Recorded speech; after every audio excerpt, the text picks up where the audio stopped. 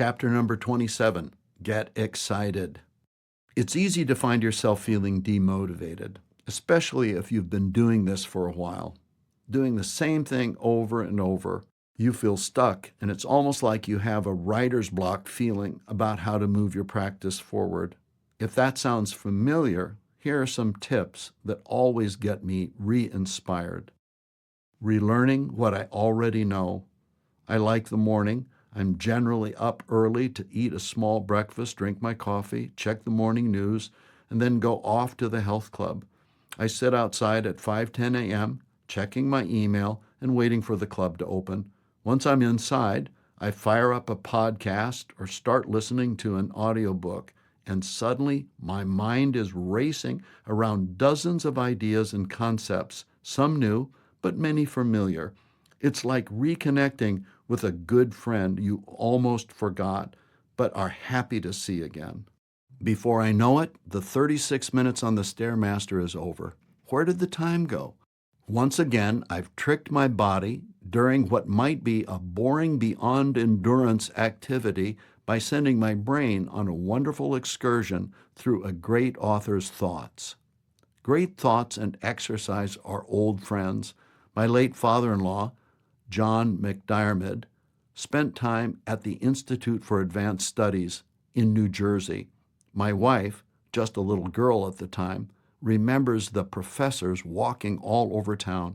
Her mother explained that the exercise helped them think. Today's iPods, iPhones, and every other MP3 player on the market allows us to listen to the great and inspiring thoughts of others while we burn off calories and pump up our pecs. What a deal.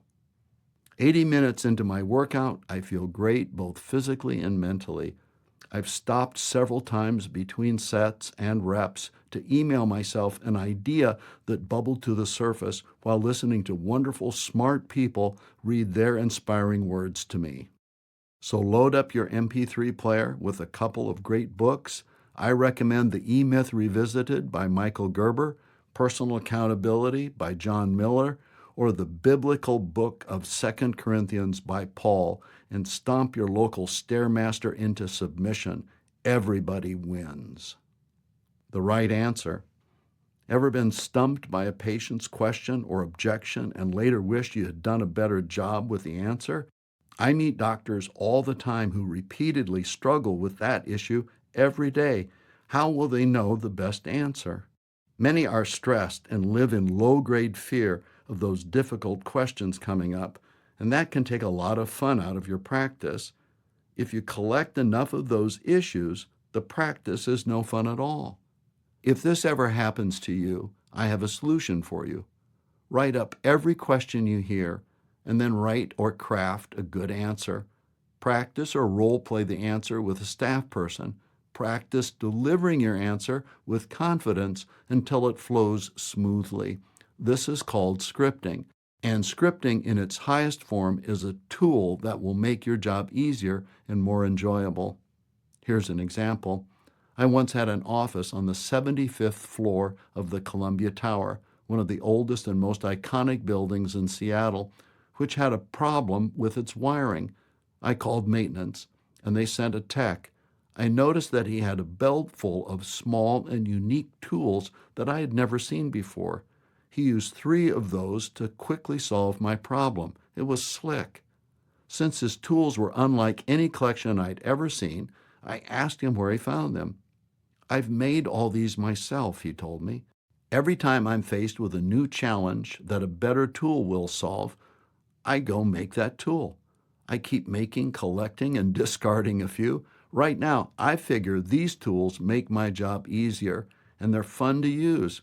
It's a hobby of mine." What a great metaphor. Now, to understand the parallel, chiropractors have the opportunity to tinker with tool making as well.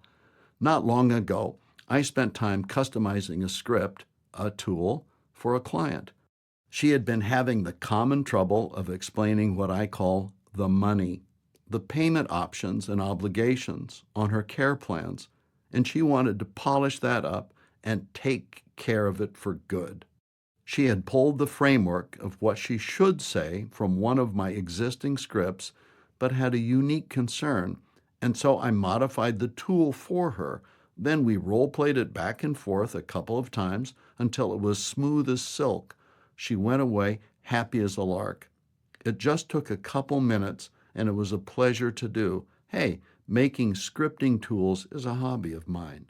And this doctor now has a whole tool belt full of scripts that make her practice easier and more enjoyable, and at least one tool that makes handling money a lot easier as well.